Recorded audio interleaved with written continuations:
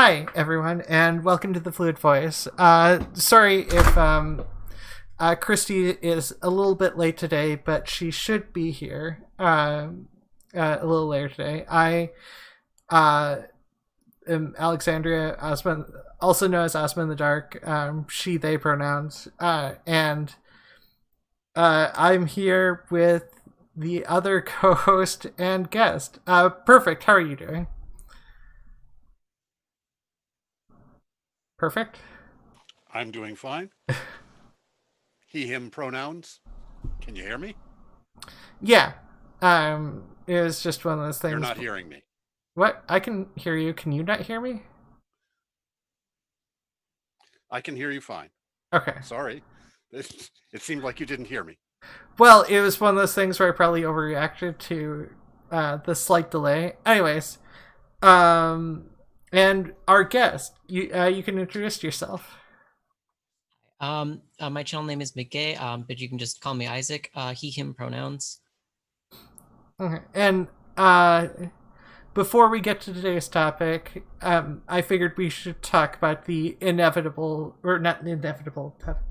Wow, I cannot brain today. There are The elephant in the room? yeah, the elephant in the room. There are riots and protests going on all over the place over largely over police officer murdering a person and one and to some degree because it didn't look like anything was going to be done about at like we had to make that people had to make something happen from it and yeah I had not planned this out super well, Yeah. but That was rather just it. yeah, I mean it sucks that police officers have gotten away with too much historically here in the U.S. and it sucks, especially Minneapolis. Minneapolis has been bad for a while, and it also sucks that people. It seemed as if, and it definitely seems to me as if nothing would have gotten done without the protests and riots, and that sucks too. Because, in my mind, politicians should care about the people. I heard. Very rarely the case. Sorry, what was that? So that is very rarely the case. Yeah, and that's unfortunate. So, yeah, Black Lives Matter, and if if you can, I think even if it's just $1, it's okay to try to find a charity, especially one relating to legal funds that you can give to help people during. I mean, this year's just been bad. It's been a not great year. Yeah. It was high hopes at the start of the year, and then it just tanked. But anyways, on to our topic of today, which is capitalist propaganda. So normally what we do when we talk about stuff is we ask the co-hosts and guests what their general thoughts are on capitalist propaganda, and because of the nature of capitalist propaganda, that includes just a brief, if you consider it to be a real thing. I think I get the impression that everyone here thinks it's a real thing, but I figured I'd throw that out there as well, and just a brief overview on what your thoughts on that are. Either one of you can start. Okay. Well, I guess I'll start. Okay, well, I'm definitely in the it's a real thing category. Go ahead. Okay. As am I. I'm obviously in Lag City, so Yeah, that might be a problem later on. Yeah, I definitely think it's a real thing, and there's like this. I mean, I guess it like I've always I grew up in a very conservative household, so like it's been there for a long time, and I've noticed some weird trends with it. Yeah, and we can get into those trends shortly after. What are your thoughts about it? Perfect.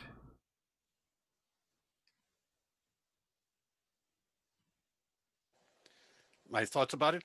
I believe that capitalism engages in propaganda about it, but I was going to find out about what the host thinks, the guest thinks, and then be able to address something of the more specific. Oh, fair. Well, I'll mention my thoughts as just that. I'm flying into this as a learning. I mean, fair. I to some degree. Sometimes that happens with everyone on the stream, and sometimes you know more than you think you do, and you just don't. Someone just needs to say the right thing, and that's the helpful part of having more than one person talk about something, because you might something in there might spark. Oh yeah, that that's a thing. I have thoughts about that.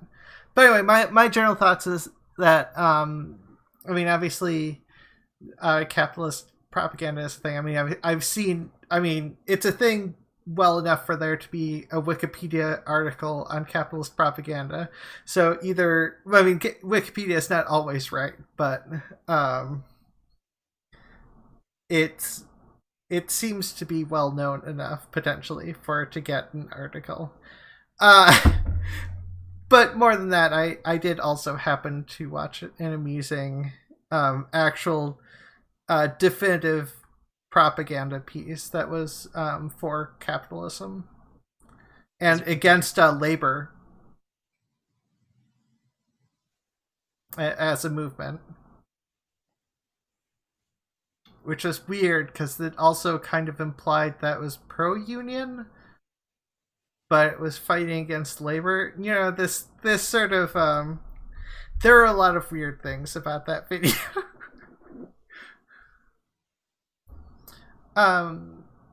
Yeah, so at this point, anyone can pipe up with their specifics to talk about, and if no one else will, I will, because I have thoughts.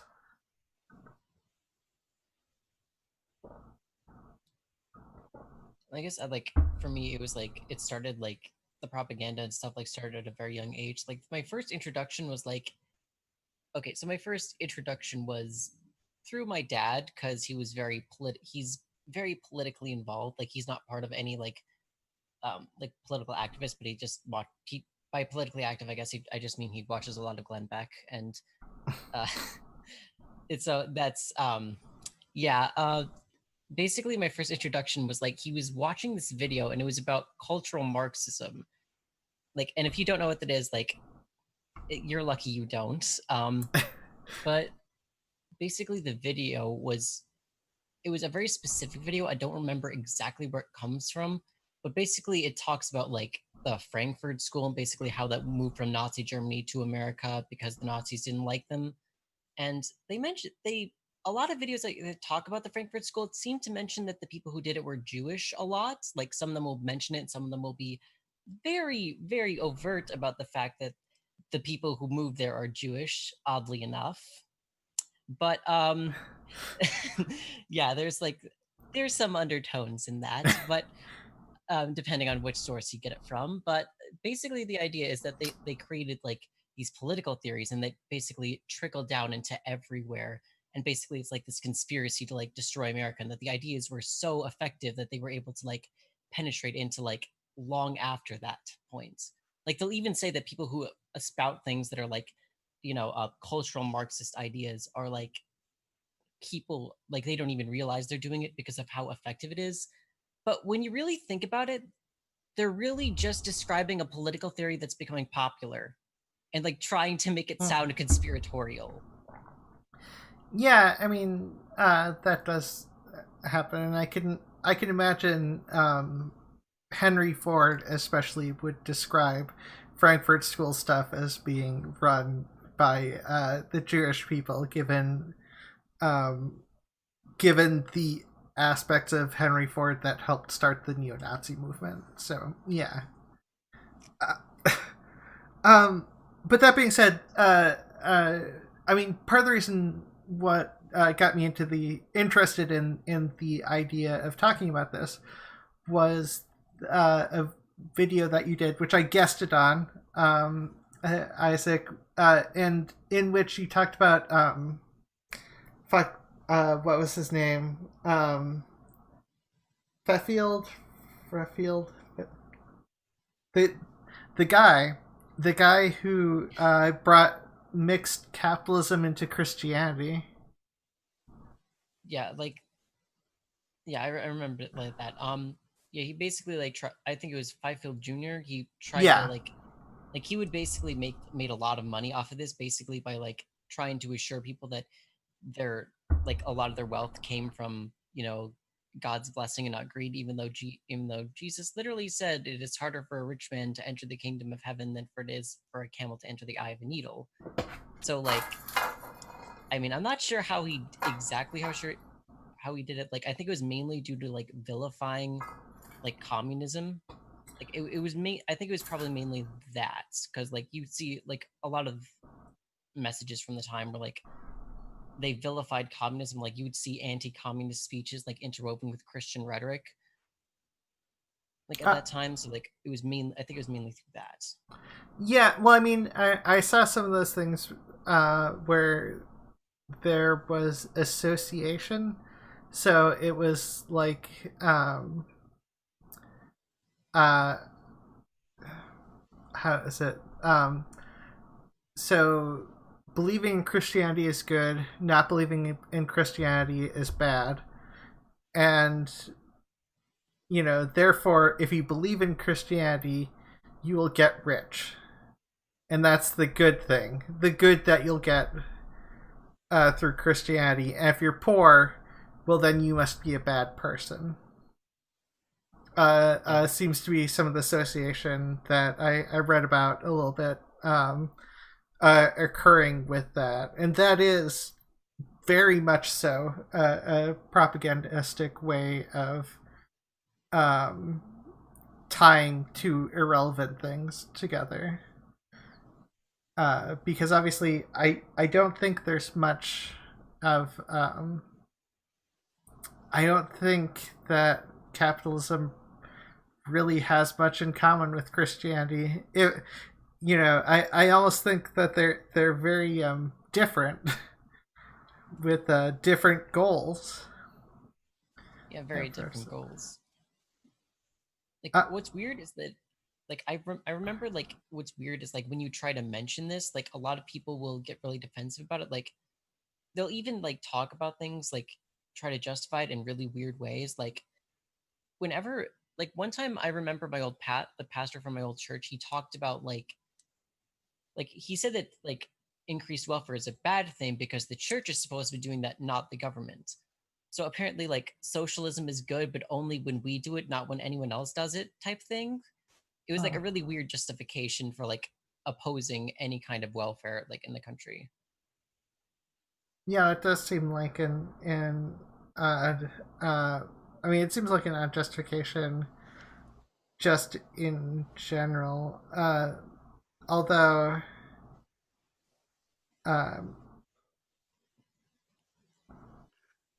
words. Perfect. Did you have any thoughts on this? If social welfare is the precinct of the church, then you need the church in order to provide it. So that seems pretty clear. And saying that the business of the government is business makes that very clear and gives them so that promotes capitalism. That's a pretty clear-cut division of the job of running the society.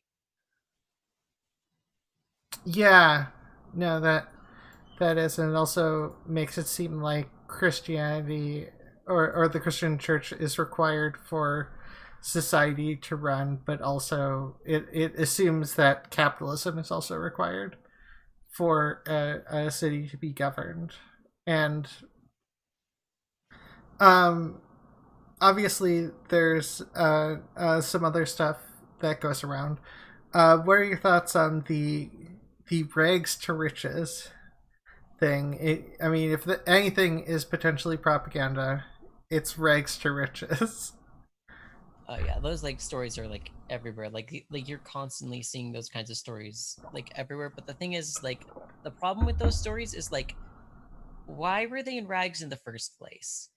Like a lot of these stories are like about social mobility and like how you can like move through the ladder. But like, okay, but why do we have people that are like low, that are like living in like in garbage essentially, or like maybe even above that, but still like really financially struggling? Like, why do we have that class of people at all?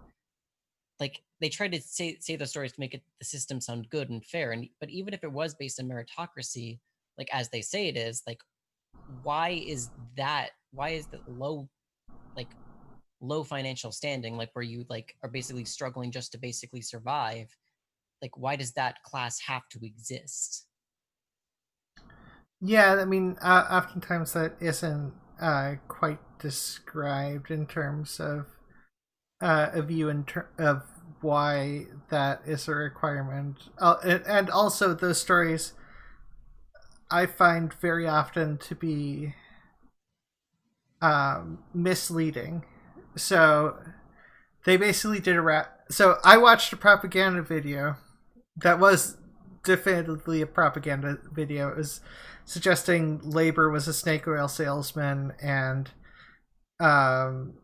capitalism and some other people were being fooled by it until the capitalist hero goes and shows that how wrong labor is, and it talks about it gives a rags to riches story with a basic Joe type thing. But in that story, he gets given shit tons of money by people he happens to know who are rich as fuck.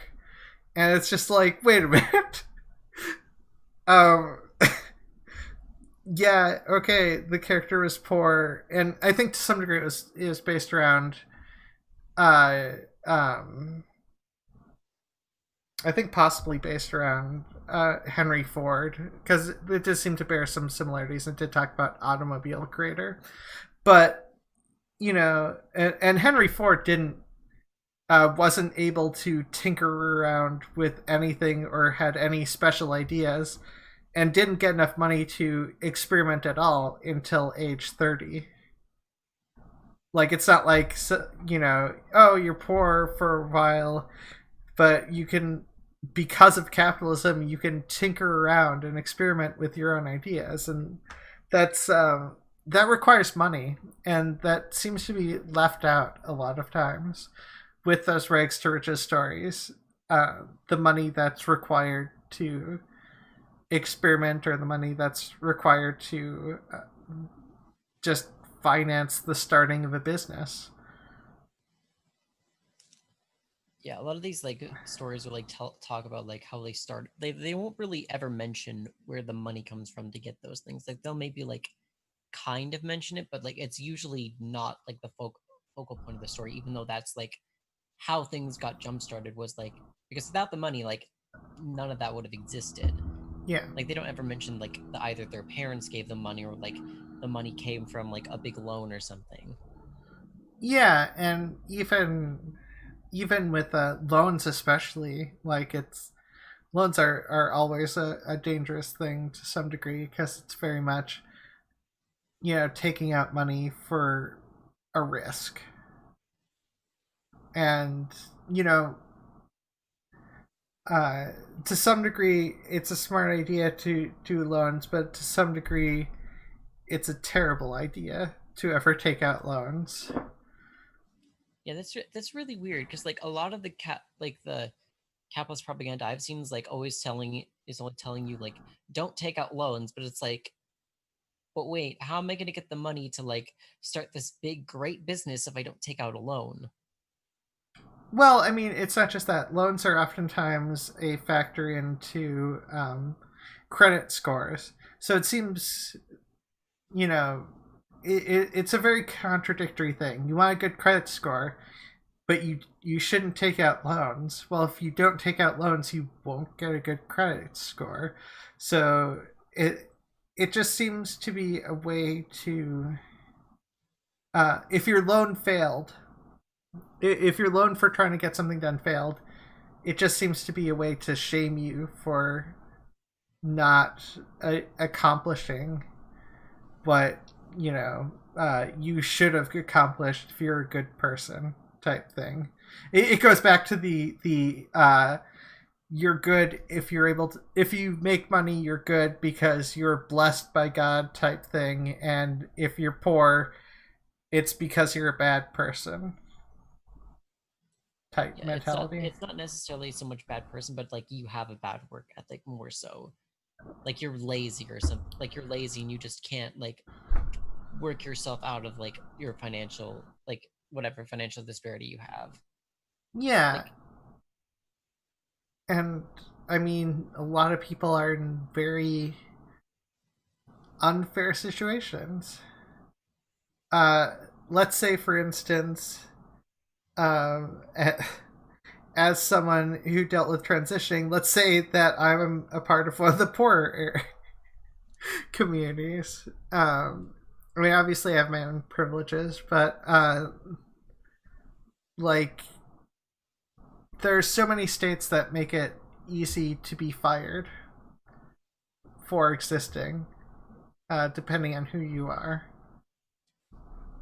or any number of BS reasons. So, and that's just one of the many limitations that really prevent you from make rags to riches an unrealistic story. That, and you've got the other version of stuff where they're just like rags to riches, and then you find out it's like person is part of a millionaire family and just didn't have a job at the moment. And it's like, oh, rags. And it's like, no, that's not rags. Those are fancy clothes. Yes. I have heard before his candidacy, I heard Trump heralded as being a self-made millionaire. yeah, not many people are talking about that anymore. Having only been given a building and a few $1 million. Yeah. It was a small loan of $1 million. Yeah, exactly. Just those tiny loans of $1 million. Yeah, no, it's kind of weird how much that's been forced into society, because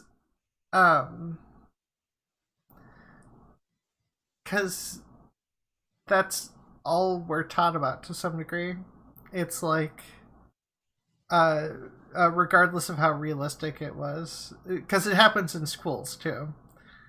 I know I was given a lecture on how you could totally survive and save up towards like $1 million on minimum wage. And you just don't eat. I mean, that would be the realistic. And do all your laundry in the sink. Yeah, that would be the realistic interpretation of things. But really, I mean, it's kind of it kind of sucks that kids are being. I mean, on the one hand, I can understand from an emotional perspective how you could be like, I want to give these children hope, because hope's important. But on the other hand, false hope is not a pleasant thing. Cruel. Yeah. and there's also some other interesting things. I know I read a little. I did do a little bit of research, believe it or not, before this. A little. I should have done more, but there's something about the origins of capitalism in terms of it did involve class distinction. The capitalists were the individuals with capital, and then I forgot what the other people, the other class of people were called, worker class, I think. It's like a yeah, it was like a 1600s paper or something. But I mean, some of the factors seem still true. There's it's different class of people if you own significantly more. Yeah, the class system has like gotten a lot more muddled in modern times. Like there's like lower, middle, and upper middle, and a lot of places in between. Yeah. But at the same time, like there's still a clear distinction between like who's doing the work that no one wants to do and who's doing like pretty much nothing. Yeah. And I think it's one of those things. So I wonder sometimes, because the middle class is an interesting thing. It seems to be to some degree there as something that feels more realistic to hope for, because obviously most people understand that they're not likely to get rich, and the middle class is oftentimes just more steps away from screwed than being poor, but not, as untouchable as it seems like individuals with heavy amounts of money are. So I wonder if that's also it does make it easy for me to wonder if aspects of that are manipulative, because I don't know as much about the formation of the middle class, because it doesn't feel like it was always a thing so much. I mean, it was probably always a thing, but yeah, I was wondering if you guys had any thoughts about that, the middle class, or Well, one of the weird things that in the United States, we really have changed the use of the word middle class. Middle class used to mean when you had reached a point where you lived and how you lived started to be was detached from what you did for a living, where you had investments that supported your lifestyle. And when you became upper class was when those were totally detached. What you did for work was not directly influencing where you lived or what you drove or any of those sorts of things. So really, the middle class has kind of disappeared in America. Yeah, now the middle class pretty much just refers to like you're not paying, like you're not struggling to survive pretty much. Like you're still entirely dependent upon like your salary is pretty much still entirely dependent upon like your job, like where you work and where you live. You just it just pays enough to where you don't have to worry about like the bill collectors coming and stuff. Yeah, like you have. Yeah, so it's upper working class. Yeah, kind of. It kind of is, because yeah, it's very much the thing that they say everyone should do, but you can only do if you have enough money to, which is have 3 months savings, and after that, that's when you start to get really screwed. And yeah, that's essentially upper working class. I almost said upper middle class. It's not upper middle class.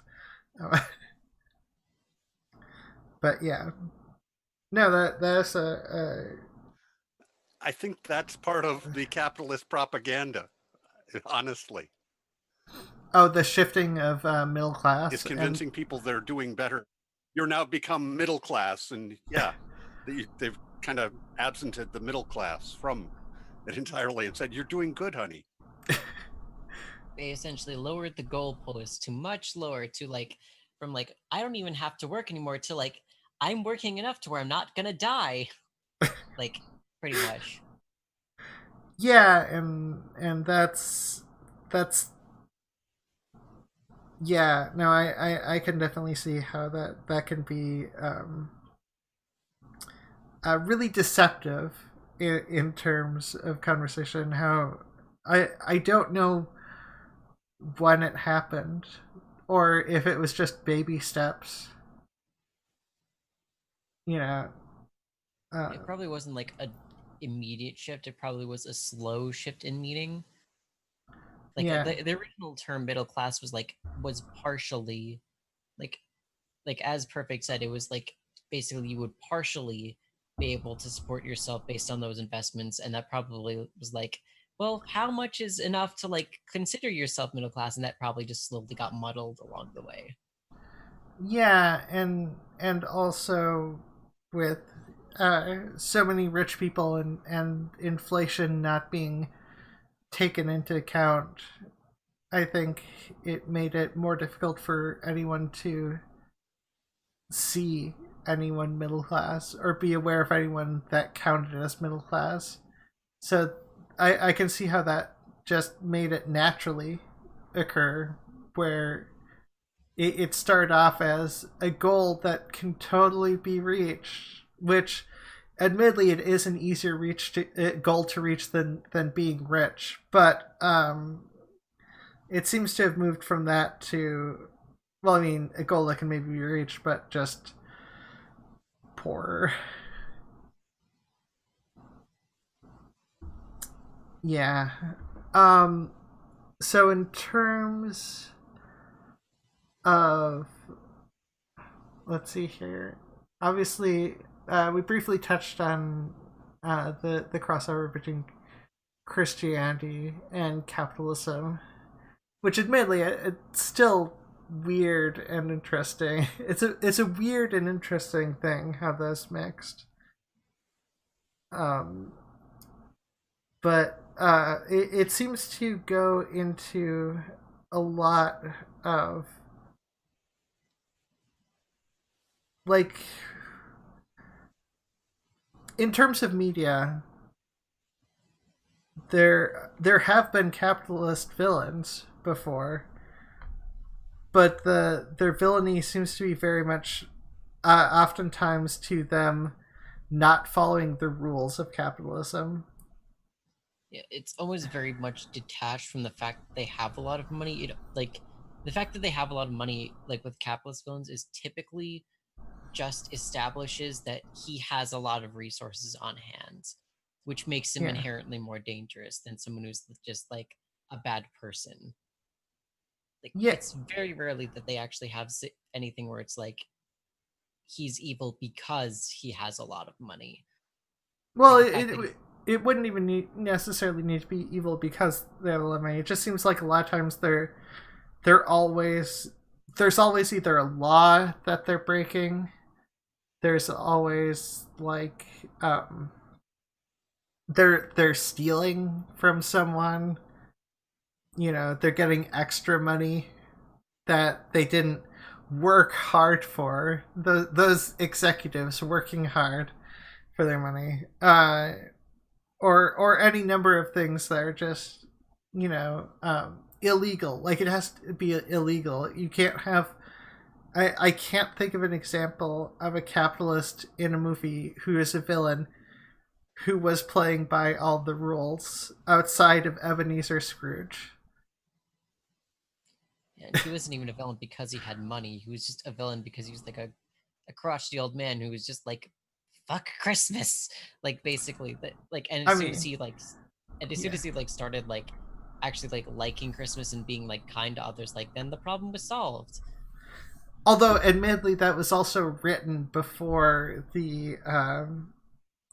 Well, it was written in England, right? British author, and it's also written in the 1800s. So wasn't it? It was the 1800s, wasn't it? I think it was. Yeah, it was sometime in the 1800s. Yeah. So the point is, people's views of Christianity, people's views of capitalism, all that stuff was different then too. Because I don't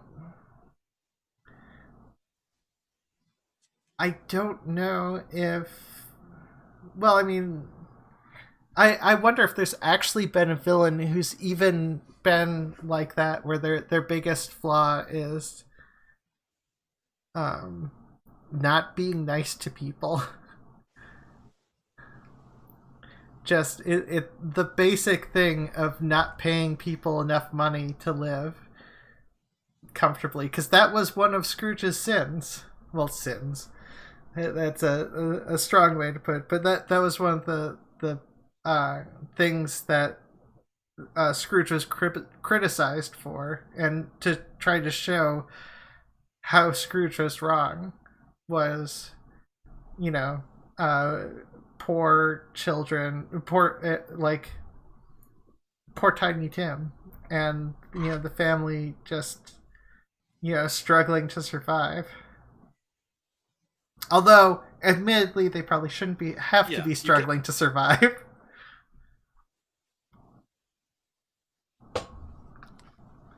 You get capitalists who are capitalist cruds because they are also capitalist criminals. They're doing criminal things to pursue capitalism. You never get somebody who is just pursuing capitalism and being a jerk about it. They're always also doing things that are illegal and against the rules a little bit. They are bribing inspectors or something. Yeah. That's the signal that they are a bad guy. But the funny thing is, a lot of corporations and companies break laws all the time. Yeah, that's think about, yeah. Go on. Think about a lot of laws that businesses can break. A lot of them will have fines attached to them, not jail sentences. They'll have fines attached to them, which basically means you can break this. Which basically means that for a large corporation means you can break this law for a fee, basically. If they underpay their workers, and if they underpay their workers, they're not gonna I highly doubt anyone's gonna go to jail. At most, they're going to have to pay a fine if they get caught, and that's pretty rare because Microsoft engaged in criminal practices. Yeah, and the problem with they broke antitrust laws, and then they fought it in court, and they could put in lawyers to fight in court that just outweighed what the U.S. could put up. And they fought it to a standstill, and then they agreed to a fine which was huge but was teeny by comparison, and no admission of guilt. Yeah, well, something that also seems that was the final agreement after decades of this fight.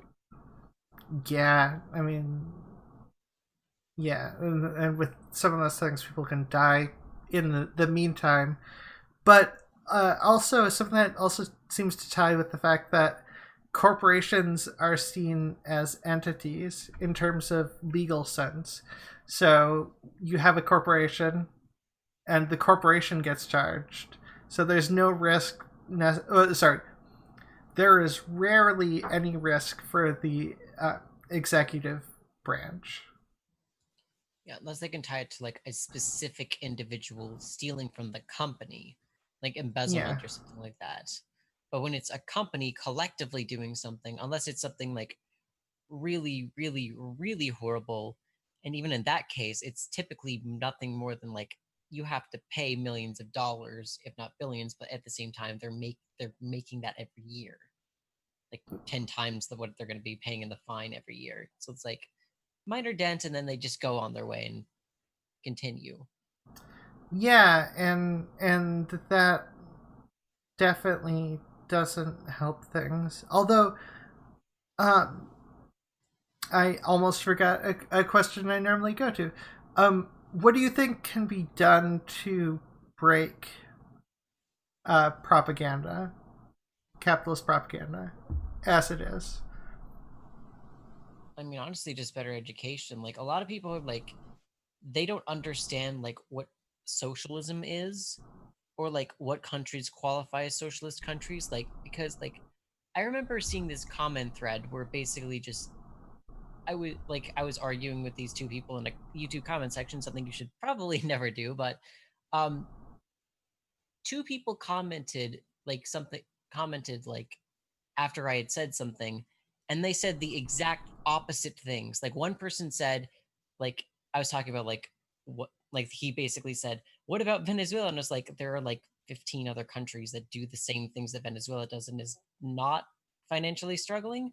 And he basically replied with, "Those countries aren't socialist." And the next person replied with, "There's a big movement against socialism." So like one was saying they were socialist countries, the other one wasn't, and it was just like, okay, which is it?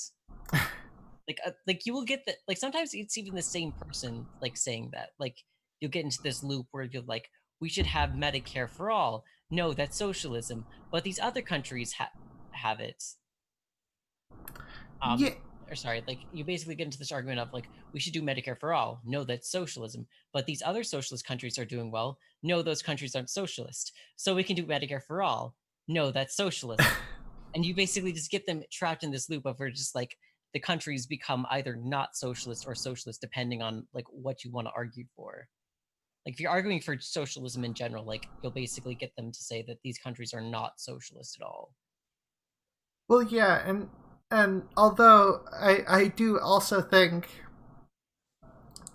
just in general, there's a lot of. I think using dishonest tactics, which have been used to promote capitalism, shouldn't be used to promote capitalism. And I think it's one of those things where most people would agree that using dishonest tactics to try to get people to believe a system is the best, or oftentimes a system as is, because there's the general idea of capitalism, which can get folded into mutualism and potentially some other systems. And then there's capitalism as it currently runs. And I get the impression that there's been a lot of push for this ideal capitalism that isn't in any country, except maybe China. China's pretty capitalistic. Yeah. Well, they're communists like within their own country, but they like participate in the global market like very capitalistically. I mean, maybe I was under the. I mean, admittedly, I didn't know. See, now I'm thinking about things. So obviously, there's the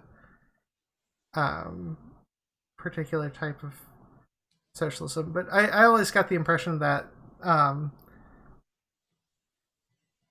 much like what America would do, there seems to be a battle in sort of false battle of, if it agrees with us, it's in America. It's if it agrees with us, it's capitalism. If we happen to disagree with it, it's socialism. And I get the impression that there's the opposite in China, where if it agrees with us, it's communism. If it disagrees, it's capitalism, regardless of what it is. I could be wrong. I mean, that seems to make sense, but like, I don't know a ton about Chinese economics, like what it's like to live in China. Yeah. True. And I admittedly, I haven't done, I probably shouldn't be saying as much because I haven't done much research since like high school. And so it's probably not the most well-founded. Especially, it was, look, I took a world history class in high school, and we talked about China, and we had watched documentaries, and they talked about this, or the capitalism aspects in China. But then again, that's also a documentary, and I probably shouldn't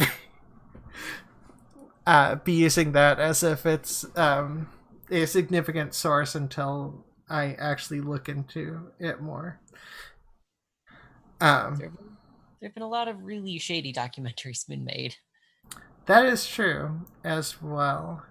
And yeah, this is also why it helps to talk with people and listen, and someone points out something, because people tend to think people repeat stuff that they remember. People do all sorts of stuff like that. So it's just like, sometimes it's good to talk about something and someone says something that disagrees with you, and then it forces you to think. And I don't get the impression that thinking is done that much with capitalism. It's just sort of like, one of the reasons that people are so opposed and like people don't think about it much is because it's like, it's constantly presented as like the only viable option. Like if you introduce like communism. Hey, Christy. How are you? Hello. And Mindy, can you all hear me? Hello. Hey, you are a bit choppier than normal. Although to some degree that's probably because you're doing it on your phone. Oh, now you're somewhat frozen on my end. Is that just my end? Don't think so. Nope, not just your end. Okay.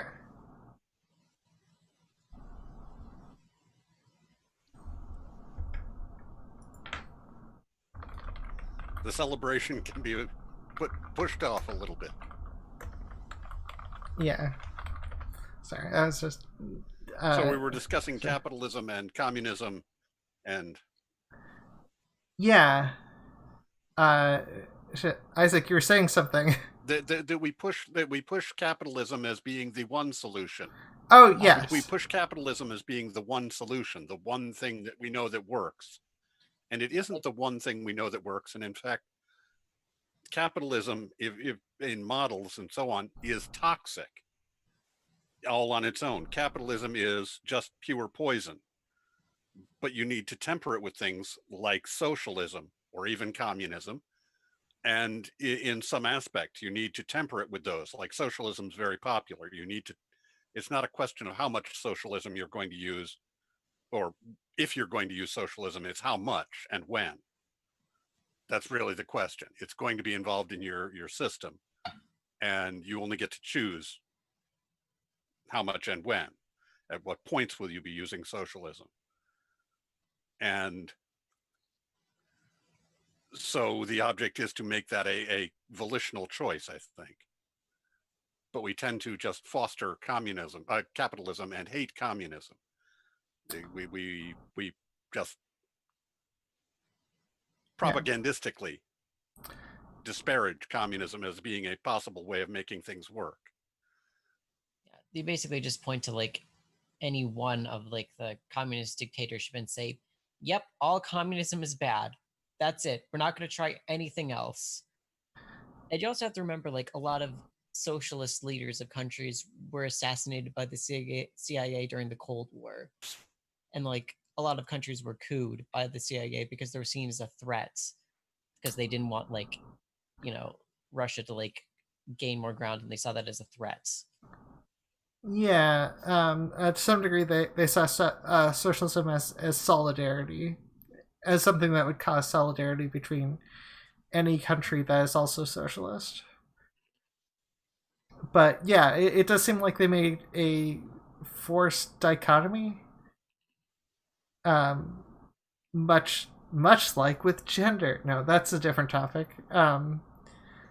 But it's a similar aspect. It's a similar aspect of attitude, that things have to be one or the other, and that you can't have what aspect of a system works. It's not like capitalism was some divinely put forth idea that is absolutely correct and there are no flaws in capitalism.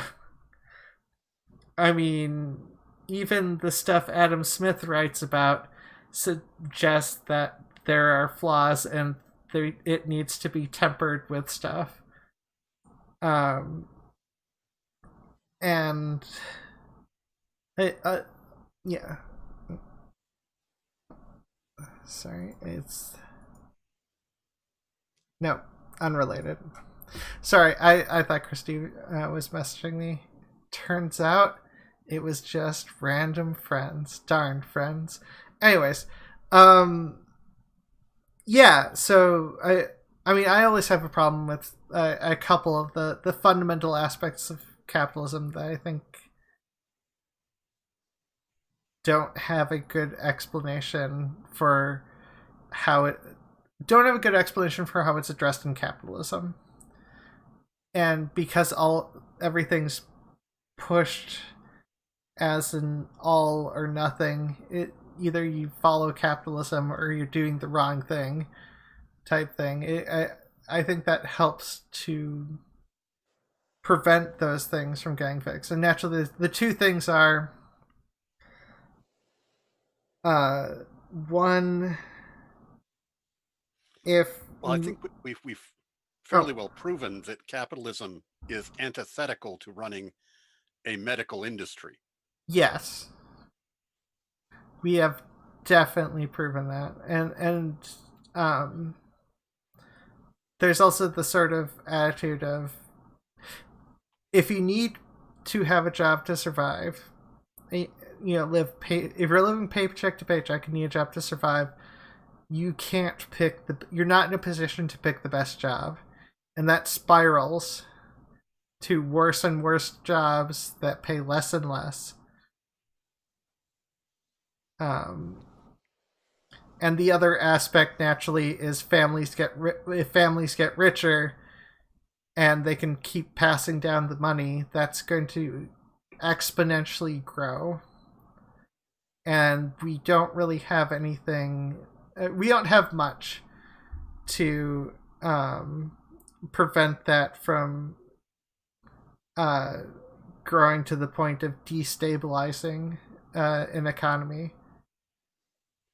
You could try taxing them. You could try taxing them, but like the problem with that is that they have a ton of like money they can pour into like political think tanks and like politicians and stuff to like influence their vote. And like we have studies and stuff that show that like giving a politician lots of money does tend to like change their vote. So like they have a ton of political power to like keep that in place, so that even when the government tries to do something, like they really can't, because the people in power don't want to do anything because they're getting their pockets lined by the people who are rich to not do that.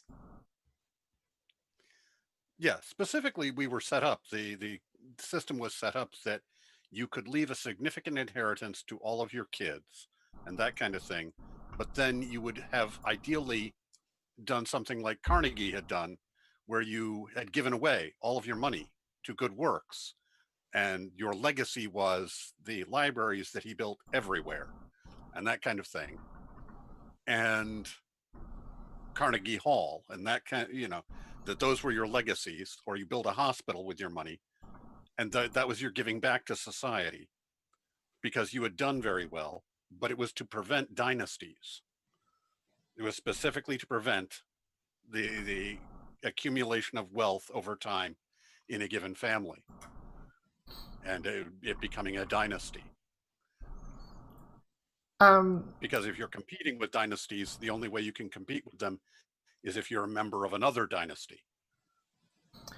Yeah, so right now we are reaching our halfway point, and at this point, viewers are capable of,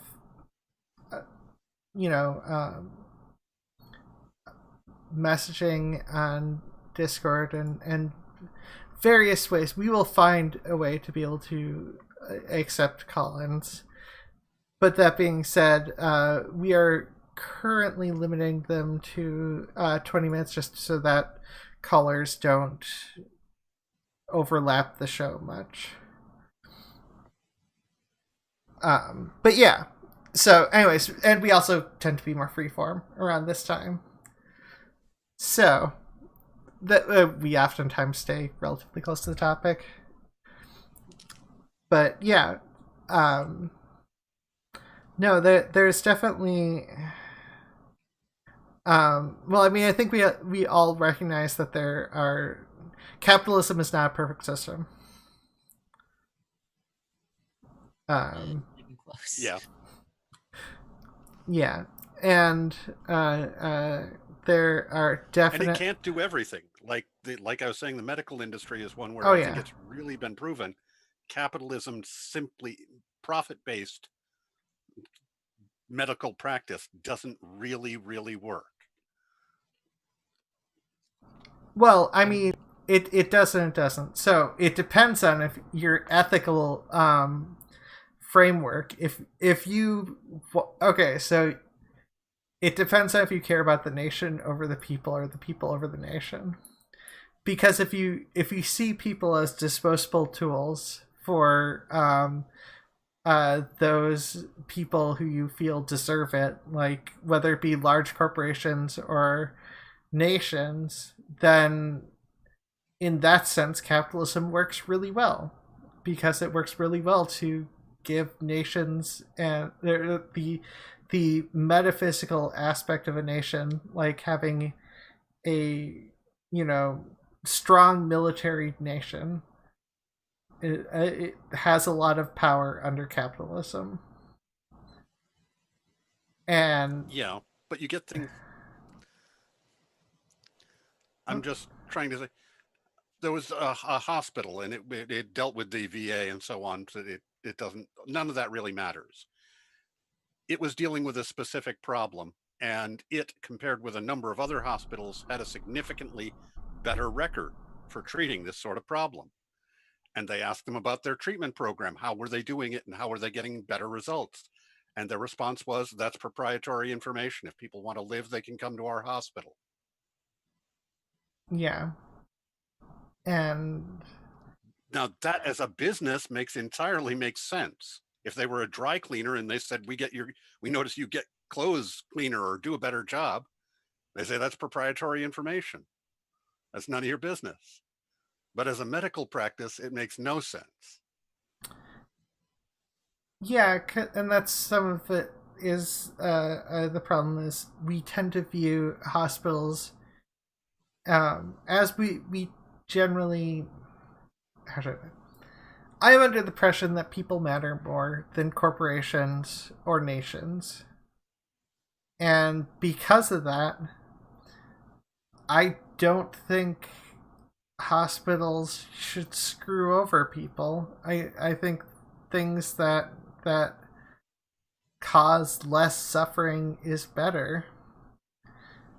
And it's one of those things where sometimes it's assumed and sometimes it's not, because there are people out there who get into various mentalities that support things I would never support. And at some point, these rabbit holes occur, and we have to recognize some of the aspects of them in order to try to talk people out of that.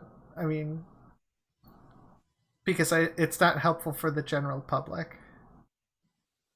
Yeah, well, even people who believe that who do genuinely hypothetically believe that people are more important than capital, those people will try to justify these situations and other situations by saying this idea of consent, oh, these two parties consented to this. But it's in situations like these, especially when it comes to the medical field, what real choice do you have? There's a power dynamic here.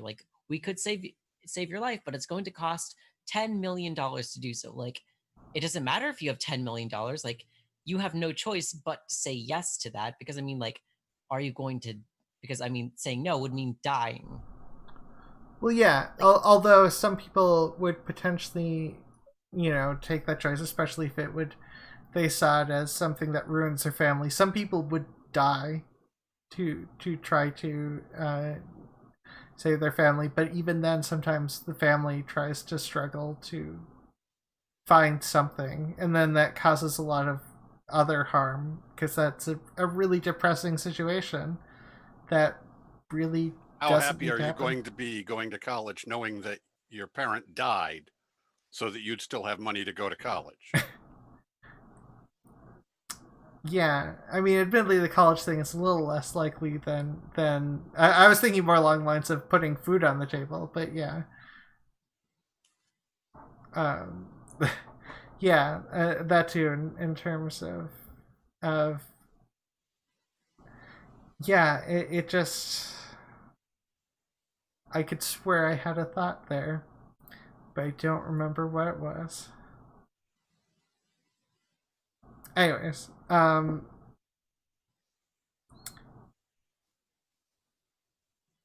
I am brain farting today. This is what happens when Christy doesn't show up.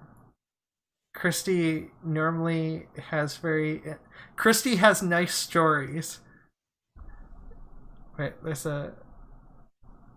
That's how she communicates. That's how she relates to everything. Yeah. And. Stories. She says that.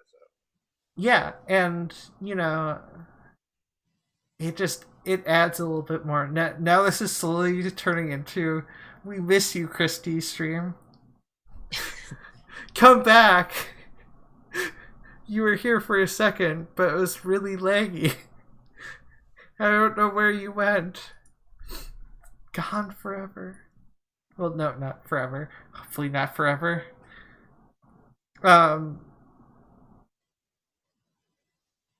But yeah, in terms of, I think that I get the impression that capitalism is so tied into culture that it's hard for people to think about things in non-financial terms. I have the hardest time doing that. I really do. I've tried, and I can do it, but it's very, very hard. And like studying some of the things in Spain after the Revolutionary War there, it was where they tried socialism, and it was very successful. And it was very, but it's all very weird. A lot of things in like life has been like pretty much every aspect of life has been commodified. Like you want to go on vacation, you got to pay for the flight, you got to pay for like the hotel room. Like you want to put food on the table, that's like financially like that's been commodified. Like pretty much everything, like down to like enjoyment, like video games, your computer, your phone, like microphones, or anything like to enhance any kind of experience or like to create something. Like even this live show, like it requires like you to have like video chatting and has to Yeah. like microphones and like computers. Like I have roommates who have, I like the what was it, upper working class. Yeah. Anyways, I got spare parts from one of my roommates. I got the cheapest microphone I could years ago when I was working at 3M. Which I was not making good money off of 3M. I was making slightly above minimum wage at 3M, and it was only by the fact that I have roommates who I'm also friends with, which, is the main thing that has kept me surviving. But admittedly, also I did get some money off of getting hit by a car. But that wasn't what most of this was. Most of this was most of the stuff I bought at 3M, but like even having that is its own even having that for doing the show has been commodified as a cost. I'm so glad I don't pay for internet. My roommates pay for internet. Because, like, if I weren't living with them, I don't know how I do this. I really don't. Sorry, that started to get a bit dim. But yeah. But I mean, even things like art have been commodified. Yeah. Like you want to like paint, like people like sell their art and stuff. Like they'll commission art and stuff. And even when you go to a museum, like that has to like that you don't typically think of that as commodified, but it has been because like the museum needs to keep the lights on, they need to pay people to maintain everything, to clean everything. Like they have to have some money from somewhere in order to do that. Like they have donations or they have like grants from the government. Like there's constantly money coming from somewhere to support something. Like there's nothing that isn't supported by money, like in some way. Yeah, and I think it might help to. I think that's one of those things that it might actually help to take a step back from that occasionally. You know, food's delicious and it keeps you alive. Um, I have far too much fondness for diet soda, but whatever. It's something I like. Like a lot of these things break down to it's something I like versus it's something I don't like, or it's something I like and have a passion for, or it's something I don't like and don't have a passion for, or I think this sometimes happens when well, okay. Let me go into stories. So,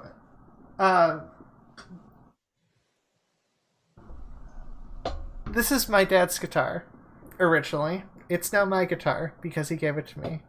And because he gave it to me for free, I have no idea of what this is worth financially. I just know it's worth how much I care about it. And I honestly think it would be helpful to break stuff down more so by that. And you see it to some degree on the internet with freely created stuff. Stuff that's paid for by donations or because freeware is just a minor thing for shitty stuff, and now you know you can get stuff that's good for free. Some things haven't been quite so much segmented off to the upper class only. Sorry, you're going to say something, Perfect? well, there's also things like YouTube where there's people make their art and put it up there for people to critically evaluate by watching it, but we still think of it in terms of how they make their money off of it. How do they make it into money?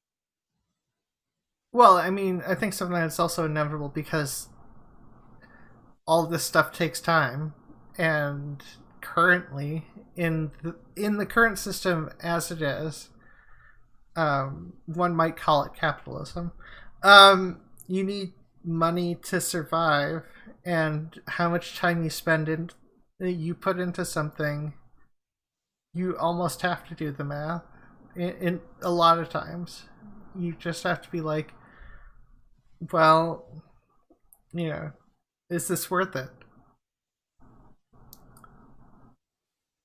And honestly, I mean, obviously, I prefer a society not so super bound into capitalism that people's passions are destroyed.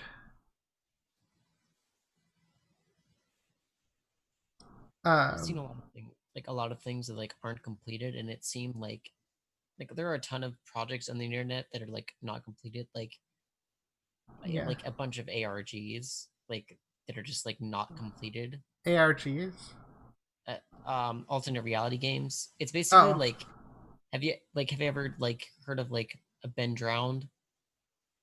Like there's like a whole alternate reality experience that like went with the thing, and it was like a big thing like on creepypasta for a while. Gotcha. I'm less aware been drowned. Is there? Do you have any other examples out of curiosity? Well, there's a lot of ones, but they're like pretty obscure. Like Gotcha. what? Oh, I just said gotcha. I mean, is in gotcha. Not like a gotcha question. Like gotcha. I understand what you're saying. I was just. Oh, I know. I can ask. So. So wait. What do you do in Ben Drowned? Is it just like a video game where you see what it's like to be drowned, or what is it? It's this. There's like this long story that went with it, but basically, like a boy drowned, and like his ghost is stuck inside of the video game, like the video game The Legend, like the Majora's Mask, like the N64 Majora's Mask game, and Okay. like someone like found it, like i.e. the person like writing it like posted a bunch of like gameplay footage of like what was happening, and the players was basically anyone watching the videos, and basically they eventually found this website, and they would basically interact by like talking with the people on the other end of the website. Like it was all like a bunch of fictional characters that was run by one guy, but like Yeah. you'd basically like change what was happening and like get updates about what was going on in the story based on like how you interacted like with the emailing the characters and stuff. That actually sounds really interesting. I It's can see how that ended up popular. Yeah, it's really complicated, and it's like a one-time thing that exists, but it's like a ton of work to actually like get it to that point where like other people online interact in such an obscure way. Like it's like meant to simulate reality so much that any artifice that seems like there's no artifice like video games, or like any pretension that, or any admission that any of this isn't real. Yeah. Like it's made to make it seem like as real as possible. It's really good, but it's like extremely obscure and convoluted, like how you would get this to work. Which is like why I think a lot of projects are abandoned, just because like it's really difficult to like get all of the pieces in place to create an experience like that, and at the same time like how the hell are you going to be making money off of that? Yeah. That's like Well, that's extremely like difficult to like make money off of something like that. well, and some of this is one of the things where people clearly do some things because they're passionate about it. You see it in terms of the modding community. So, because that almost nobody makes money off of. Well, maybe people are starting to make money off of mods now, but they weren't for a long period of time, and that's like hours of programming for like because it's something you happen to enjoy. Um, and it sucks. Like it feels like people are often put in a position where they have to choose between uh, what they want to do and what they have to do to survive. Yeah, like a lot of people say like capitalism, like capitalism stimulates innovation, but the truth is that capitalism only stimulates the kinds of innovation that make money. Like you're going to create like a new interesting ARG experience, like that's not going to, like capitalism isn't going to incentivize that. If anything, it's going to discourage that from Yeah. happening. But if you have an innovation that's going to make you be able to like make 10 times as many burgers like 5 times as fast, then like that's an innovation that's like, I mean, doesn't seem that interesting, but that's probably something that's going to make a ton of money, because I mean, like people buy fast food all the time. So I mean, like that's an innovation that it would stimulate, but like not anything like, but not anything thing that would like wouldn't make money. Yeah, and well, I mean, sometimes things aren't stimulated if they're not going to make immediate money.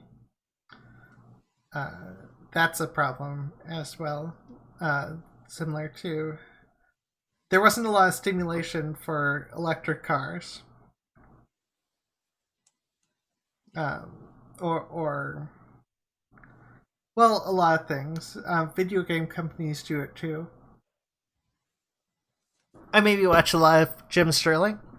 Um, yeah, no, video game companies tend to try to make the type of video game that is going to get them the most money. And not the type of video game that people are because people are interested in making a lot of different types of games. I'm sorry, you were saying something? Well, I mean, capitalism also like it like basically completely like in some ways has the potential to like stigmatize progress because if you create like for example like electric cars and stuff like that, that's a big innovation that could like propel us forward into the future. But like a lot of oil companies like don't want that to happen because I mean that threatens like an already like threatens a pre-existing industry that is very financially powerful. Like there are billions of dollars made from like oil companies and stuff like from mining oil and like selling it and gasoline for your cars or like other forms of oil. So like there is a huge incentive to like for these companies to like not innovate and specifically not innovate away from like fossil fuels because I mean that would destroy their entire industry. And in fact, you've seen like companies like ExxonMobil have like poured millions of dollars into propaganda to say that like global warming isn't real to like get people to like not care about like innovation because innovation or like responsibility like when it comes to like what we're doing to the planet like would stifle their industries significantly if not completely destroyed eventually. Yeah, and well, I mean, yeah, and oftentimes the argument for stuff like that seems to be if you change anything, you'll get rid of all of this specific type of job, ignoring the fact that it would create other jobs, and also ignoring the fact that having a job, in my mind, having a job shouldn't be a requirement for survival. Yeah, it's only important that people have these jobs because we've commodified basic necessities, and if we didn't commodify basic necessities, then at that point, like, it wouldn't really matter all that much. Yeah, and inevitably, it's kind of hard to keep that up with current innovations. Innovations have worked against there being a lot of jobs, and then and people have made arguments for stifling those innovations because making efficient factories prevents factory work or it decreases the amount of factory work needed, decreases the number of employees needed, and all that stuff. But then again, it oftentimes is used. It's weird to me how it's just become an accepted thing that corporations are only have one goal, and that's to make money. It's a weird accepted idea. Like yeah, not just that's the exclusive goal of the company. Yeah, and it's also weird because it puts the company above the people, just as a concept. Because it's good or it's fine that corporations are only there to make money, and whoever gets screwed over by that, well, they'll just find a different job. And I mean, life doesn't just hand out free jobs and money currently, and why is that a bad thing? Or sorry, why is that a good thing that people aren't getting the money to survive? That's what I meant. Holy shit. Yeah. I mean, capitalism is like capitalist propaganda has made it like very clear, like it like portrays anyone who's like doesn't have a job as like an unproductive member of society, like they're like not contributing to society. So like that's how they get people to like just accept that everyone needs a job, like, or at least needs to have a job until they have enough money to support themselves without one. Because I mean, they need to, contribute to society, but it's like, but what are all the rich people that aren't making money doing? Yeah, yeah, and also, the entire fact that the idea of contribution to society shouldn't be what what determines if you have self-worth. Human beings should have self-worth for, after they're born, and they should have self-worth for living and being human beings. There shouldn't be an addendum. There shouldn't be a special thing that humans have to do for them to be considered worthy enough just to survive. And the weird thing is, like, a lot of jobs, like, really, when you think about it, they don't contribute to society. Like, it's just accepted that a lot of jobs do. Like, 99% of jobs, like, there are a couple jobs, like, I mean, sex work obviously is like very frowned upon in a lot of circles, but like say a fast food job, like how exactly is that contributing to society? Like you're just making fast food. I mean, society would like largely remain the same if like fast food ceased to exist. We wouldn't have the delicious food that is fast food. The delicious, easy to acquire food that is fast food. I mean, yeah, and like during the pandemic, they during the pandemic they've said that those are essential workers. Yes, which proves that fast food is essential because reasons. Yes. How dare you fight against fast food? Fast food is delicious, warm, don't need to make it.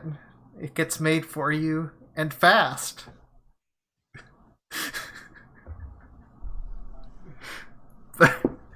but yeah, there's no direct contribution by fast food outside the fact that it does genuinely make some people happy. Yeah, and on like the same token, like there's a lot of things that you can do that does contribute to society, but like isn't paid for, like charity work. Like if you volunteer for some place, like to help like people who are in need, like that's contributing a lot to society, but like you're not being paid for that. Like it's volunteer work. Yeah, volunteer work. Working at a local soup kitchen is really, you're being a good person, and there's lots of things you can do that are making yourself a valuable neighbor and member of the community, but they generate no income. Yeah, or protesting a cop murdering a civilian is also not paid for. That's also charity work. And they deserve to get their legal funds supported. Yes. Shit, I need to... Okay. I wish I'd put more thought into this. You know what? I'm going to find the legal fund I worked for before, and I'm going to have to put that into the link. I've been talking about this too much. Now I actually have to do more effort to increase the chance of legal funds actually getting to Black Lives Matter. Go on. I'm so good. I'm doing this for free. Yeah. Ah, shit. I forget the... Well, Now that issue has come up again, yeah.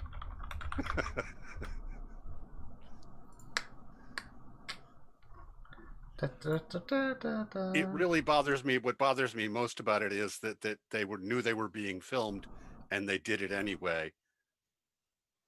They thought they would get away with it, even if they were caught on film. I mean, plenty of officers. They thought they would not even lose their pension, even if it were caught on film. I mean, that's been true of plenty of officers.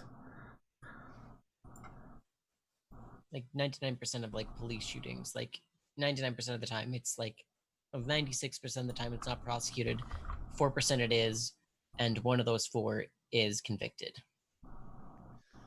So like, yeah, but a lot of times it's they didn't know they were being filmed. You can give them a little bit of an excuse. This guy knew he was being filmed and still felt that he would not be in trouble for this. This would not be a serious problem to his career. Yeah, no, that bothers me. That's fucked up. That says it's systemic. I mean, it's not just that the other cops there didn't do anything when they clearly should have. It's that the people who are doing things that they clearly shouldn't be doing thought that they would get away with it, thought that it would be okay, even though it's on film, even though we've got 4 people around me filming me, it's okay. I'll be fine. Yeah, it's so many layers of messed up. Where's the save button? God damn it. Yep. I'm sorry, I am editing doing several things at once. I have added it to the thing, and now I can't find. Wait, maybe I can just maximize the window. There we go. That solved all my problems. Sorry, this is what happens when I use 2 monitors. Okay, so now it actually there's a link to the Black Lives Matter Legal Fund, which I had helped before. They're currently at like 60K out of, or wait, was it 60K or 600K out of 15? Shit, I forgot the numbers. I just looked at them. And I'm too lazy to look at them again because I've already closed the window. But the point is, there's a link below that you can use to pay money into these, individuals who have an expense risk for the charity work they do, which is protesting against the murder of a civilian. Yeah, they're out there at the vanguard. They are fighting for your rights. Yeah. That being said, I realize this channel will probably not make that much of a difference. Not to be me, but like that being said, I have made arguments before about every little bit of difference is like a drop of rain.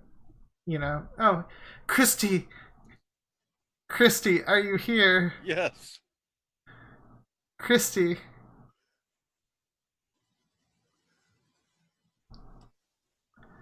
Well, she make her presence known. Yeah. Anyways, every bit of difference is like a drop of rain. Like, it can make a flood if there's enough drops of rain, but doesn't mean those drops of rain didn't matter. Oh. Hey, Christy. Hey, there I am. Hello. Yeah, you have arrived. I said there was a 30% chance I would miss today. I just missed all but 30% of it. So there you go. Yeah, no, that's pretty close. Yeah. Get my shit here. It's okay. Did I miss Did I miss anything? All the interesting things. Well, yeah. Okay. Well, I mean, all the interesting things that occurred. I mean, I don't know what interesting things will show up now that you're here, because you do provide a level of energy to this show that is genuinely beneficial. We have realized how much, or at the very least, I've realized how much I missed having you on as a co-host. Hell, that's very sweet. Hello, McGay. It's good to meet you. Hello. What shall I call you, by that or by another name? You could just call me Isaac. Isaac? Hi, Isaac. I liked your videos. So. Thank you. Yeah, Christy has watched more of your videos than me, which is unfortunate for me. I only watched the I already mentioned that before. I only watched the one that I was guested in. But it was a good video. So we've talked about capitalist propaganda. Okay. And the idea that I even have trouble thinking of in things in terms of that are not economic exchange, capitalistic economic exchange. And I understand that there are systems that don't do that, and I can work with them for a while, but it's difficult to even think in those terms. Well, I'm DemSoc, so I'm not entirely against a form of capitalism, I suppose, because democratic socialism requires a form of capitalism, but not the form of capitalism. That's the question. Yeah, it was just an interesting thing because obviously there's a lot of stuff that's we're taught to think a certain way our entire lives. Yeah. And that affects that sort of thing. Like, I can't place a financial value on the guitar my dad gave to me because I don't know its financial value. And even if I did, I probably wouldn't care. And there are things that people get emotionally tied to like that, where it's like the finances stop mattering. But it's weird that isn't always the default. I mean, technically, I suppose you could say Phoenix here is $450, but invaluable to me. My guitar, so. Yeah. And I still have the out of tune guitar. I didn't fully tune it. I did more towards tuning it, and I realized I still need to repair it. Yeah, that bridge has got to go. Yeah, well, the ivory on the bridge. The ivory on the bridge, yeah. Yeah. See, you're learning. Yeah, no, I am. I've already learned one term at least. No, it definitely does. If you see it closer, that's pretty broken into. This is now about guitars and now about capitalistic propaganda. No, just... It's okay. I use my guitar to do trans propaganda, so you know. The secret trans word, the secret trans agenda. Other than the songs I've not performed or posted, the last several songs of mine have been trans related. Yeah. So.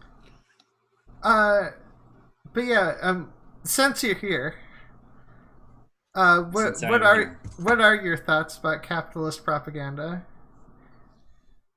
Well, well, obviously the question was asked before, probably, but propaganda for capitalism or capitalistic propaganda, which is what would be the difference in your view of things?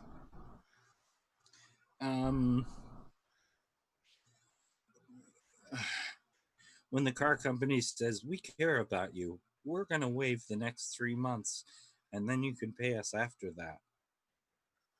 That's propaganda for capitalism. Instead of saying we're going to wait the next 3 months and it's on us entirely. We get what you're going through. Which would be propaganda that is capitalist, but it's not capitalist propaganda. Doesn't make any sense. I just walked in the door. I literally walked in. I haven't taken my shoes off yet. I don't quite follow. Maybe if I explain what I like, there have been various things that actually promote capitalism as a system. Like you're taught from a young age that capitalism is the only system. That's what we mean by capital. Well, I mean, there's some. I watched a fucking capitalist propaganda video, which had the weirdest line where, well, for one thing, labor movement was just portrayed as a snake oil salesman, and rich capitalist views like an alternate reality where it's no longer a capitalistic system, and this giant arm of the state comes in, and it's just like, the capitalist is like, I don't like all this stuff affecting my business. I'll talk to the Supreme Court about this, and this hand comes in. It's just like, the state is the Supreme Court, and I'm like, isn't that always the case? But anyways, sorry, that was a bit of a tangent. The Supreme Court is the state. Yeah, I know. Like, that's not really an alternate universe. That is just regular universe. But no, that was I'm actual. I'm waiting to find out from the Supreme Court if I exist. For God's sakes. Oh, yeah, that case. But there's also other things that are propagandistic in the. We're taught that it's poor form to talk about how much you get paid, which is it allows employers to participate in paying you without facing a free market. Yeah. It also gives the employer all the power by the employer knowing what he pays, or she. No, it's going to be he. What he pays all the employees, and all the employees, by not talking about it or saying, will never have the bargaining power, because there was a great Adam Ruins Everything that did that particular bit too. There's a term for it and I'm forgetting it. It's a psychological term. I should know it.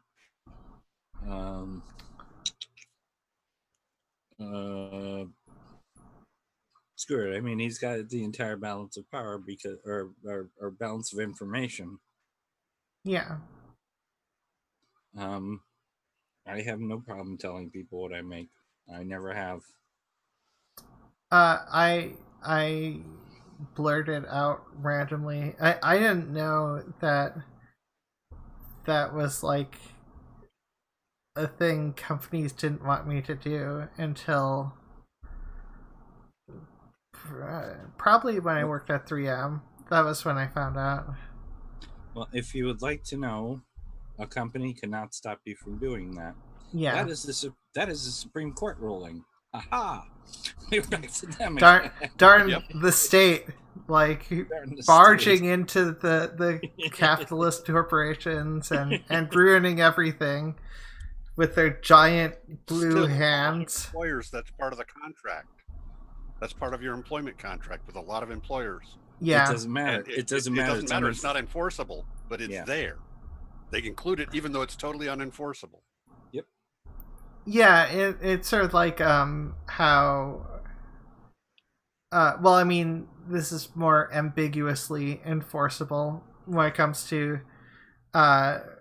So a couple of years ago, I was hit by a car as a pedestrian, and that caused a severe traumatic brain injury. So, a week into that, I was supposed to be moved into another hospital, and I was asked to sign something, and asked if I understood it. And I don't remember anything about that, what was written on there. I haven't like the slightest clue, and I was still in a very questionable mental state. I mean, it That's like, really silly. well, yeah, and I don't know how enforceable that was either.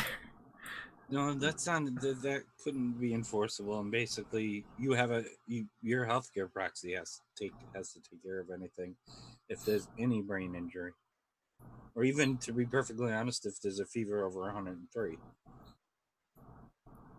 Yeah, I just don't know what the I don't even know what the thing I was signing was about. Like they wanted me to sign it before I got moved to the other the hospital that worked under my insurance coverage or whatnot. I don't know. It, like I said, yeah, I don't have the best memory the first couple weeks after getting hit by a car and getting a severe traumatic brain injury. I get you. Yeah, and so obviously, obviously I had no ability to consent to, um, getting driven over to the hospital and getting charged for that and all that stuff.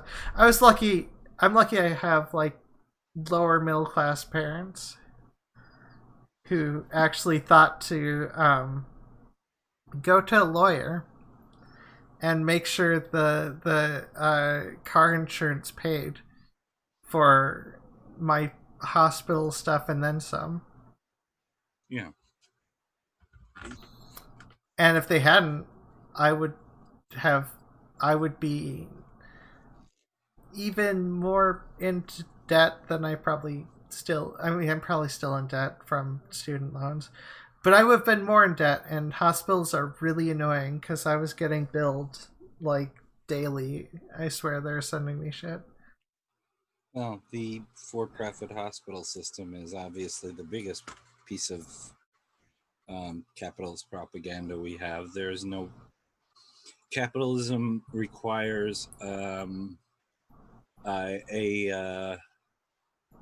capitalism requires an ability of both parties to consent, and I've said there was a commercial.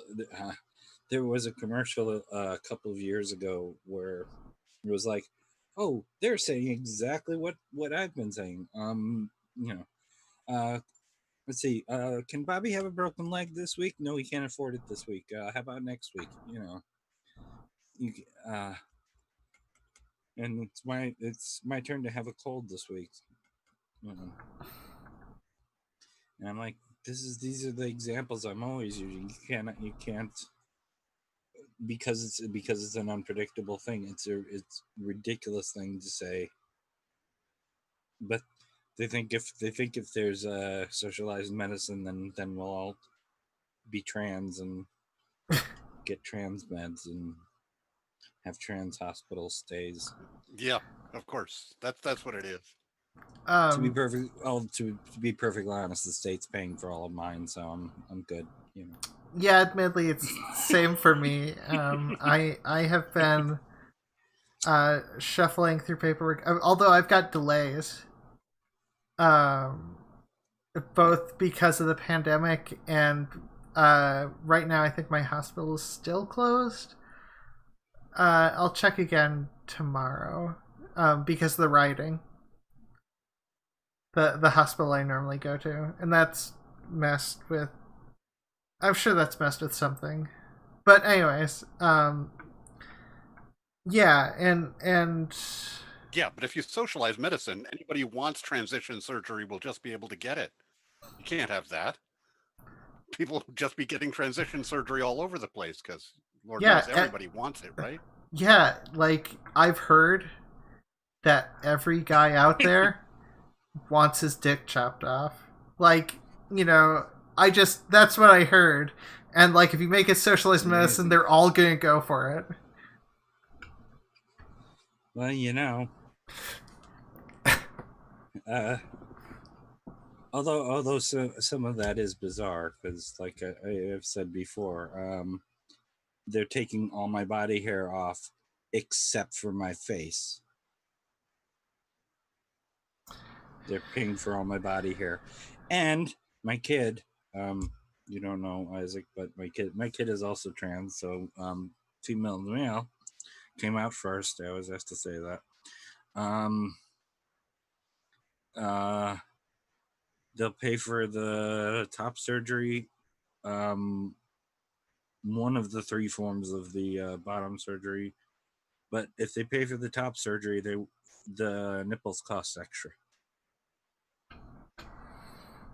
They won't. They'll pay. Our insurance will not pay for the nipples.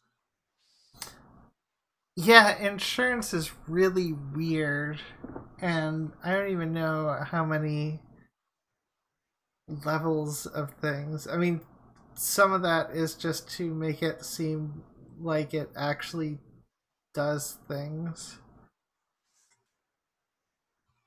Insurance is essentially like the worst possible solution to this, because it's not nearly as good as something like socialized medicine would be, because it's like they're charging you, they're trying to make a profit, so they're obviously going to charge you more than what is actually required for whatever coverage you would need for a medical procedure, or like what they would need to like make sure that everything that could possibly happen would be paid for. And they're going to find every possible excuse not to pay it. Like they'll find like, we'll pay for this part of the surgery, but not that part, or we'll only pay up to like $1 million, and then after that you're on your own. Or more likely, you have to pay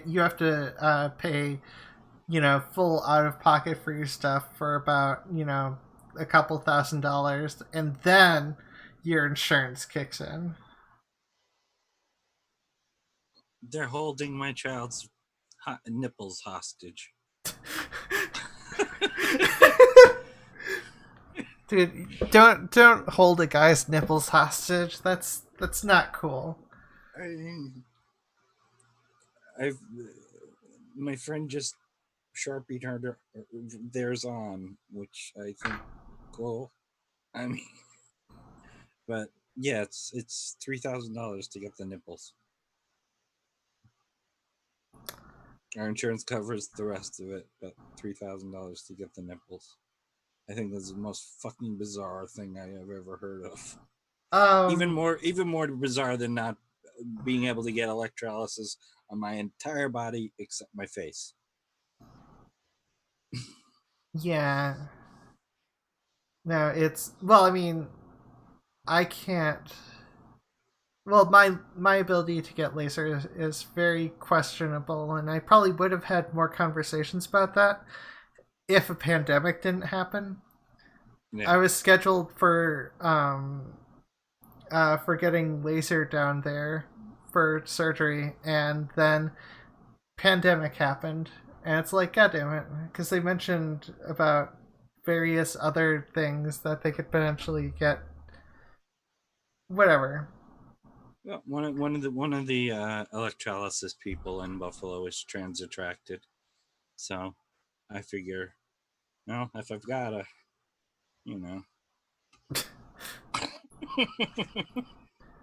I mean, that person is more likely to be motivated for their jobs.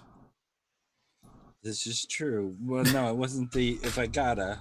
For that, I'm saying, if I have to sleep with them, there you go. I need my face done. I mean, it is a free discount. It is true. I mean, who wants to kiss a rough face? I don't. He's got a beard. But anyways, I'm not going to stop talking because there are 7 electrolysis people in Buffalo, and I'm really narrowing it down. Yes. Now, that being said, we are slowly moving over towards when we normally end the show. So, it seems like it just started. Well, yeah, that's because you weren't able to get on until like 20 some minutes ago. I was still at Lauren. She's about 20 minutes away, and basically when my phone died, we just kicked it over here. Well, we had ice cream and then kicked it over here. I mean, fair. Like, ice cream is delicious. Anyways, so I'll start with myself since I'm the least important. Wait, no. I'll start with myself anyways. You can find me everywhere at ozmainthedark.com. I have links to it. I have links to most things I do, and I probably have links to stuff I do down below somewhere. I hopefully I can work with Christy on the intro song. I know we were going to work on that like last week, but it was your life was hell, my life was hell. Yeah, and that happens. But now I have a guitar, so that can make it twice as good. And I should be getting the replacement Ivory soon. That being said, I can't play the guitar, so I probably wouldn't actually play it. I'm not actually offering that because, I'm not that cruel. Anyways, yeah, and I still want to do a video. I've been held off on for a bit about the understanding people's goals when it comes to talking about people, and people are trying to do different things, even if they're all being activists for a particular movement. Some people have different goals, and I just sort of break down some of the common stuff, and I don't know, other stuff. I might not be in the best mental state. Perfict. How about you? Where can people find you? Me? No, Perfect. I'm saving you for last because you're like the special guest. Still doing the Rumpus Room. Okay. And then you get as much time as you like. It's still doing the Rumpus Room, and which is a Discord server where atheist centric and LGBTQ plus friendly, and come on by, talk about whatever, politics, theology, whatever is the topic of the day. Lately, it's been a lot of social unrest we've been talking about. Yeah, I go in there a lot, and I never comment. I'm sorry. I am almost never there. Okay, so my Discord, I'm subscribed to too many Discord rooms, and I'm like never in any of them. It's really bad. Anyways, Christy. Okay. Where can people find you, and where are you working on? Well, everything changed this week, so my show with Sophia, she canceled it, which not my fault. Not my fault. Not my fault. No, she she basically wanted to go back to doing it as a print thing, and cool. I figured that was going to happen at some point, especially when she kicked up the 3 days a week. I said, this, but she's a lovely writer. Sophia Bota is a lovely writer, so please go check her out. The Star Trek script is finished, finally, because I started working with Siren V, Cyren V, who I don't even know if his YouTube channel is up yet, but we're doing we're doing the Star Trek script on mine. We're going to be doing the Star Trek scripts on mine together, and then on his channel we're going to be doing scripts on good low budget horror movies, because everybody does them on bad low budget horror movies. And that's going to be a trip. And Christy Abbey still does interviews, although I'm not doing one this week. I'm going to be talking about all the shit that's changed on my channel. And then probably next week, Dusty. I think Cult of Dusty is next week. I have to double check with him. But yeah, other than that, I'm not doing much. Other than all that stuff you're doing, you're not doing much. Okay, I gotcha. And Isaac, where can people find you, and what are you working on?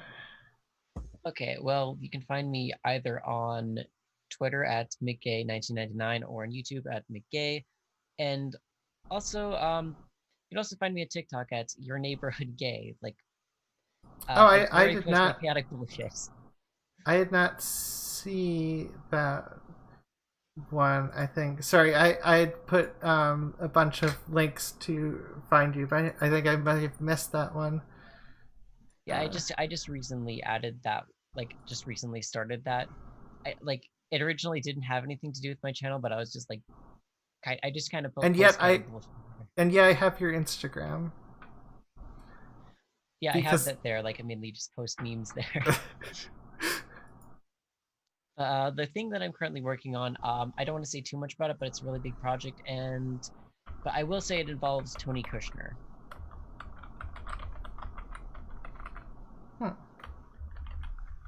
Everybody just went. Sorry, this is what it was. Partially that, and partially because I am trying to find. You know what? You can send me a link to the TikTok, and I can put it in the episode description. You can send it by chat. Real quick, if you want. Oh yeah, you could send it by chat.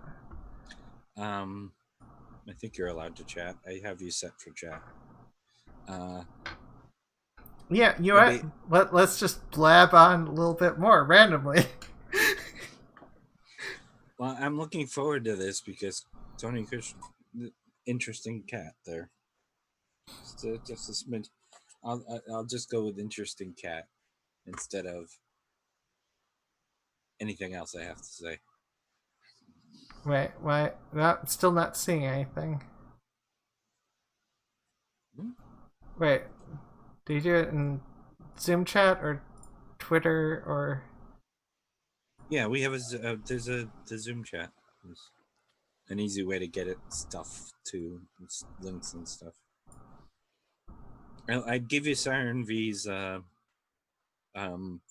channel, but I literally don't know if it's been created yet. That's the person, by the way, under a different name, who has been rejiggering our Discord server. So the Fluid Voice Discord server, which Ozma now owns, which yay,